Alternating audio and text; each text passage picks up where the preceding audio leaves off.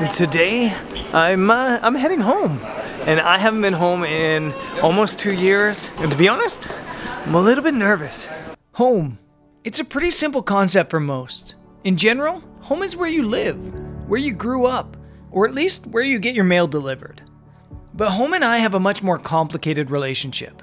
So, as I fly back to Canada, the place I grew up, and a place I haven't been for nearly 2 years, let me try to explain. And to explain, let's go back in time a little bit. In my early days of traveling, I found myself in a pub in Cusco, Peru. It was labeled the highest Irish pub in the world, though of course, it was also stood upon centuries of Andean human history. I had just led a group of tourists along the Inca Trail to Machu Picchu, and we were all sat around exhausted, emotional, but on a high from the adventure. Behind me, one of the local mountain guides was attempting to spin some magic on one of the girls in my group. He was telling her about the Chaska. And honestly, I don't know if any of this is true or just a really good pickup line. But he went on. The Chaska is the brightest star in the sky, he said. But metaphorically, the Chaska simply means the light that leads you home. Or, some even define it as home itself.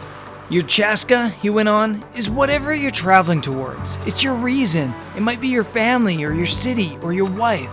It's your star that holds steady in the sky and always gives you direction. All my life, I've been searching for my Chaska, he said. And the girl awed. It was like listening to a heart melt. But as I eavesdropped, my heart sank. I'd never had a steady star. I'd never had a place in the world that constantly called me. My Chaska is a shooting star, always leading me in a chase for a moment, and then another.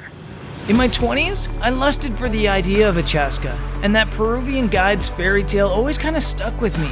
I was worried that my world wanderings were just leading me farther and farther away from the idea of home.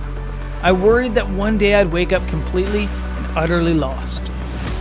It took me until my 30s to realize that my Chaska is ever moving, and that's okay. I found peace. Home is where the heart is, as the cliche stresses, and my heart is a shooting star.